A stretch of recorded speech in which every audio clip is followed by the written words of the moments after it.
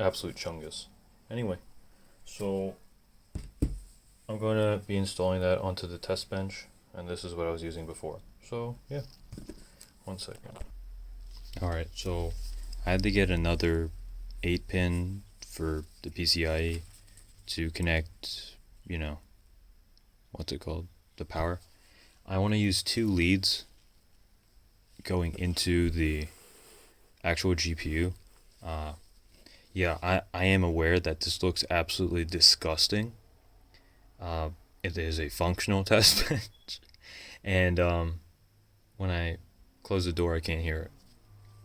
But it works. It works. Hey, one day, you know, when I have $200 to set aside for the Streacom test bench with the push pins, pop in, pop out, and you can change it from ATX to ITX, you know, I'll upgrade it. But that's not happening right now. I dropped way too much money on a GPU, and other parts coming soon. Coming soon. Oh man. All right. So we got 2 leads, and I'm going. So you don't have to do this technically. So EVGA with the For the Win 3 said that you can use 2 8 pins on one lead and then an 8 pin on the other. On the test bench, my custom cables aren't long enough to reach, so I have to use these stock cables. I do have the Corsair ATX power supply kit, which is the Type 3 cables. The Type 3 threaded cables will work, sleeve cables will work on the Type 4 PSU. This does say Type 4. It says it on this part, so I'm not going to take it out again and show you. But basically, the Type 3 Corsair sleeve cables will work on a Type 4. It's just, they say like the power won't be 100%. Like, it could be like a little less, so it won't draw as much. So this is a completely artificial example, but let's say your power supply is 750 watts, but with those cables you could probably only draw like 10% less power, like from your PSU. So let's say this is 92% efficiency. Let's say it's 90%. So you're losing 10%. 10% of 750. It's like, oh wow, that's a lot. That's 75. So we're down to 675. 650 instead of 675. That's completely, it's an example, but they're just saying it's not as efficient. You'll be fine. It doesn't matter. If you really care that much, sell your Type 3, get Type 4 cables, but the point is you're not going to blow up your computer by using a Silverstone 12-pin cable on a Corsair power supply, especially if you don't know pin out, pin in, and then all the stuff that is specific to the pin, the layout for the power supply. I haven't gone into custom sleeve cables and all that because I just haven't yet. I haven't even done the keyboard thing yet. I will soon, but let me go get the graphics card.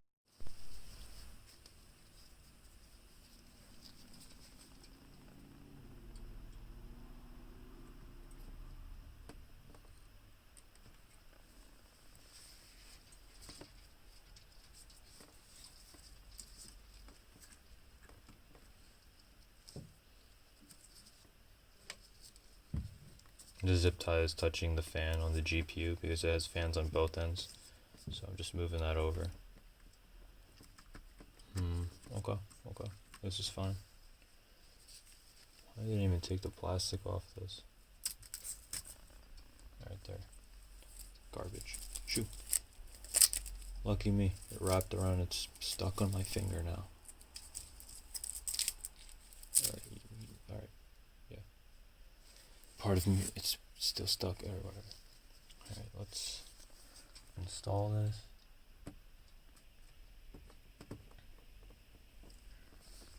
Okay, it does not contact the top of my ITX board. Really quick, this does exactly, it looks really nice from that angle. It does exactly match my heatsink on my motherboard, so just take a photo. That looks pretty cool. Yeah, it looks pretty cool. Yeah, I know it looks really ugly. Don't worry, it'll be better in like a week or two, I promise. And it looks pretty clean. I have to go get the adapter. Alright, back with the adapter. So we'll plug in one of the 8 pins. You can plug in just one lead, but I am going to be using separate. I'm going to be getting the, what's it called, a custom 12 pin anyway for this, so don't worry. I'm not actually going to use this adapter for like my life. I attached it to the wrong one. You know what? I think it's going to be way harder if you want to use 2 leads. It's kind of a hassle. How much power does this draw again? 350 watts, so if I want to overclock it, it's recommended. I mean, yeah, I'll do it, it's fine. Nobody's gonna die, you know. Let's do this. Take both ends of this one and put it like this. So real quick, just so you can see, oh, you couldn't even see that. Alright, look. These are two 6+2s, 6+2s, and these come stock with the SF750 Platinum. And then all I did is I have 2 leads to the power supply, and then one of them separately. So I could have done it with one, but I didn't. And now it's leading to one 12 pin, the adapter obviously. And now I'm going to connect this to the actual GPU, and I hope that it doesn't interfere. Doesn't interfere. Okay. Okay, you wanna just click? I feel like this is gonna be very hard to get out, but it's in there. Kinda wish I put it in before because it puts pressure on the PCIe slot. But yes, it's locked in. GPU's not going anywhere.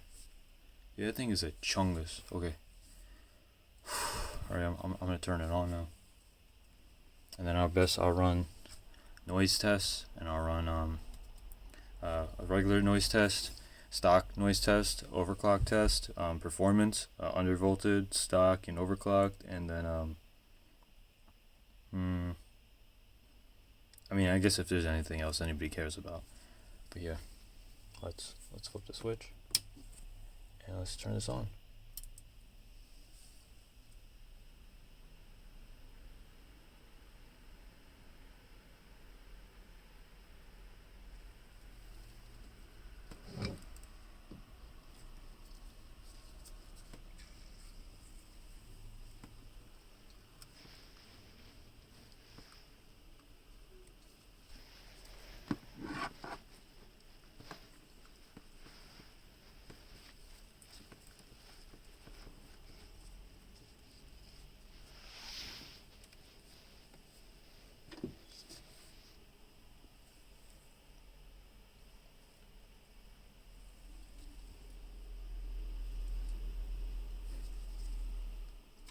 Right now my AIO and my fans on the AIO are set to performance mode, so I'm not sure if that's the noise or if it's the actual GPU.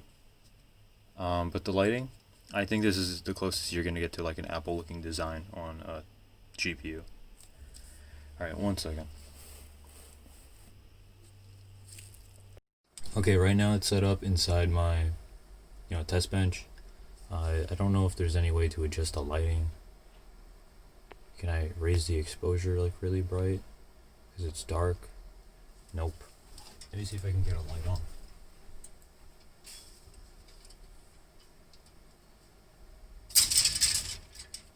I apologize. It's a lot of noise. No, I don't really have a light for this. I don't have the portable Philips Hue light, otherwise I could set that lamp in there. I don't have a digital lantern either. So, oh, the notifications are back. Alright, I have good news. I found a flashlight. My flashlight's batteries are dead. That's why there was no lights. Yeah, man. I know it's like probably the most disgusting test bench you've ever seen. But it works, man. I mean, it works. Like I said, once I get a spare 200 whatever bucks, maybe I do a, what's it called? I get a Streetcom, whatever. But for now, the mic should be fine. It's the same mic I always use my phone. 240 AIO in performance mode, and I'm gonna set that to quiet because Ryzen literally just, it's ridiculous how much energy it doesn't need. So I'm gonna set that to quiet, and as quiet as I can get the fans, and then basically just so you can pick up this noise. The 3950X is set to stock. I don't even know how to overclock or undervolt or anything, any of that stuff. I had to update my Windows from Windows 10 LTSC to Windows 10 Enterprise 1909. But yeah, so I have Game Pass now. I mean, I can get access to Microsoft Store, and yeah, I'll see what I can do with the fans. But I'm gonna run. I mean, this is for me to know. Yeah, so I'll run stock something, and then I'll run the equivalent tests on overclocked as much as I can. Probably have to use MSI Afterburner. I don't know if the EVGA software will work.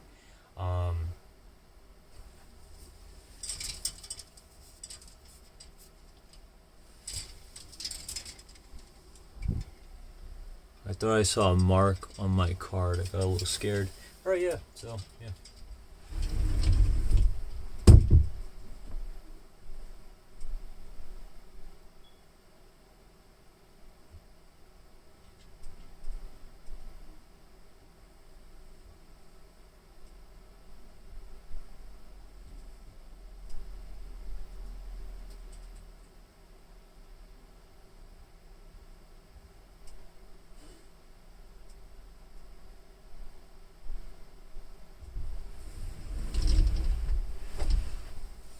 Not seeing anything on my computer because I booted it before I put in any of the power supply cables. So we're just gonna, I mean, my bad, the AV inputs. So we're just gonna power it down. If it is in Windows, nothing came up, so just tap it once or twice. It should register.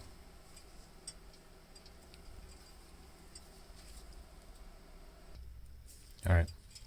I'm turning it on now.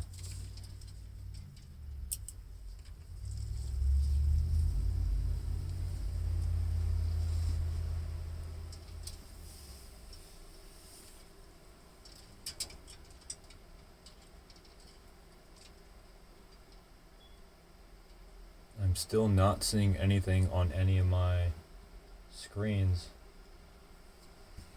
Oh, I just realized I'm an idiot. Yeah. I just realized I'm an idiot. This is a Gen 4. Wait. No, I'm not an idiot. Why is this not working? If you use a PCIe 4.0, Gen 4.0 GPU on a 3.0 riser cable, you're supposed to have this issue. I'm not using a riser cable. Okay, it worked, don't worry. It's booted.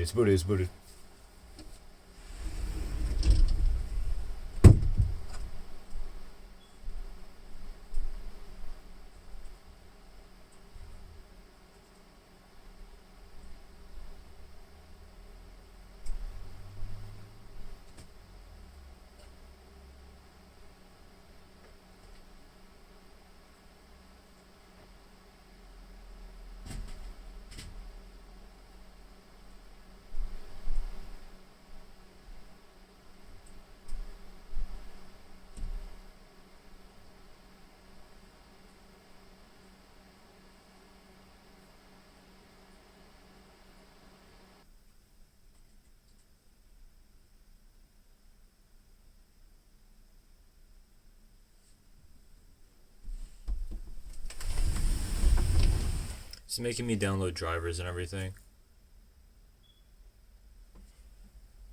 Okay, now it's installing the drivers. Let me just do a custom installation. I'm not going to do DDU. I'm just going to be clean installing. This is what a normal person would do anyway.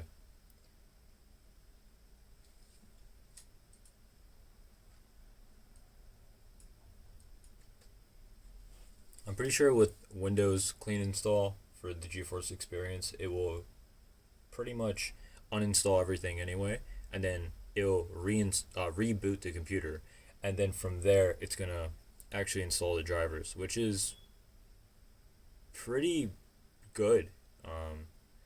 Like I said, right now it's running the RGB lights off, the motherboard lights are on. I have to go into the BIOS to turn that off. It's just the Corsair quiet fan profile. and pump is on around 1100 RPM. Fans are, on the Corsair stock quiet profile, except they're not Corsair ML fans or static pressure fans. I thought the Corsair ML fans were quiet. The Corsair ML fans are ridiculously loud. The Noctua Slims now I'm extremely grateful. Yeah, I'm extremely grateful. Um, Now that I got rid of the 9900K, I really don't need more headroom. A 240 AIO with 3 slim fans is perfectly adequate for like any CPU I'll get. And then, besides Rocket League, you should get yourself a 480 millimeter rad for that. And then this 3 slot Chungus of a 3090. One second, I'm trying to hear it.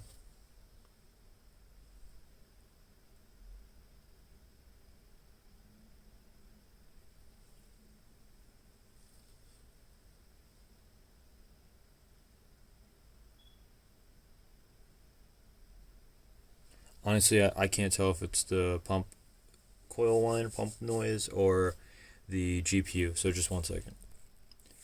Um, it did not reboot. It just reinstalled the driver. I mean, the latest driver, and it immediately knew that the fans aren't supposed to be spinning on this card unless it hits a certain degree Celsius.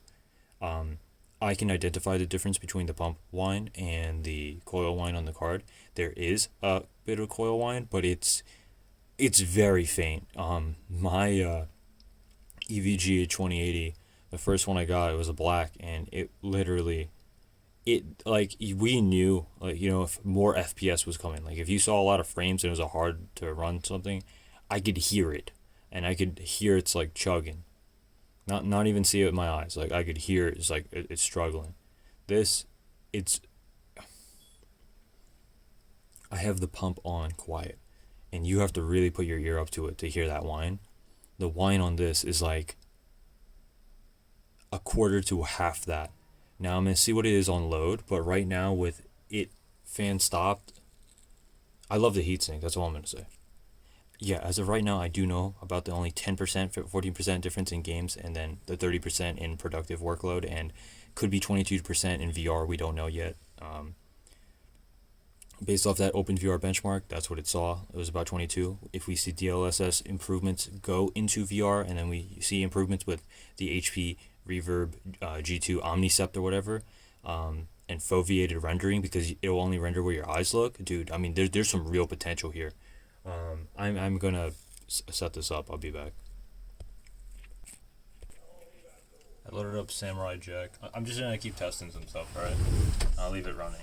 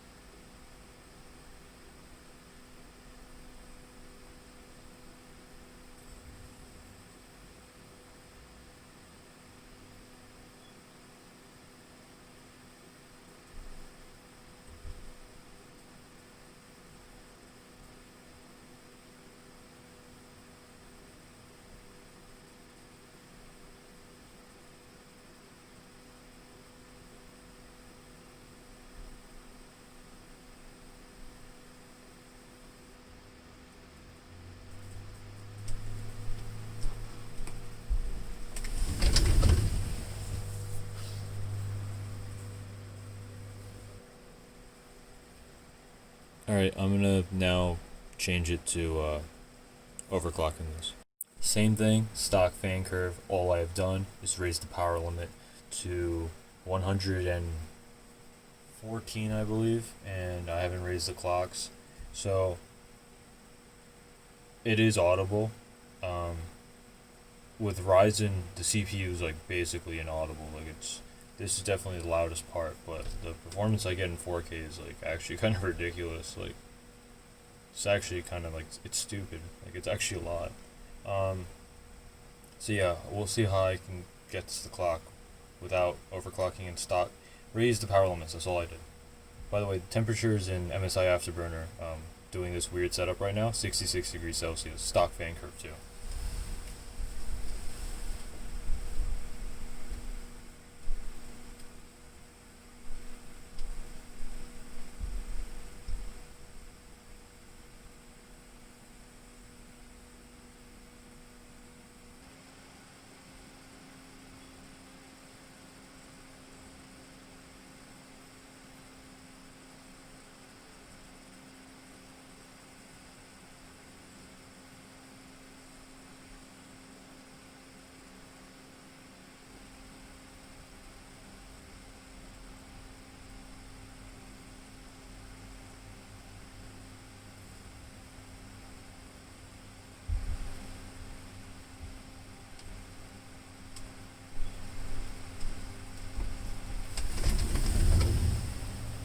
Alright, back again.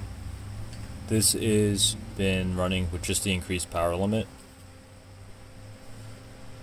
I can definitely hear it. I can definitely hear more like coil and stuff. If you water cooled this, that's probably all you'd hear. These fans are still louder. It is hot to touch. Don't do this. But yeah, this thing is just a heatsink, bro. That's crazy. This whole thing is just a massive heatsink. Alright, now I'm going to run it, and I'm actually going to try overclocking it. It's not smart to try to overclock while playing a game, but I will. Okay, back again. So, I've done nothing crazy. Remember, this is running in a closet. Alright, I don't have ambient temperatures for you, so I failed there. I should buy a thermometer, because I don't have one. And the only thing I was using was an app on my phone, which is not scientific. So I have no way of telling what the ambient is. So that's something I actually will order. I'm not... okay, anyway. I have increased the power limit to 114% in MSI Afterburner. I have made the GPU core clock plus 50 megahertz, and I have made the memory plus 250 megahertz. I just wanted to see the 10,000 megahertz for the memory. 5 digits, pretty cool. For the GPU core clock, it's plus 50. And yeah, I mean, that's pretty much it. So remember, stock fan curve, and we'll see how this goes.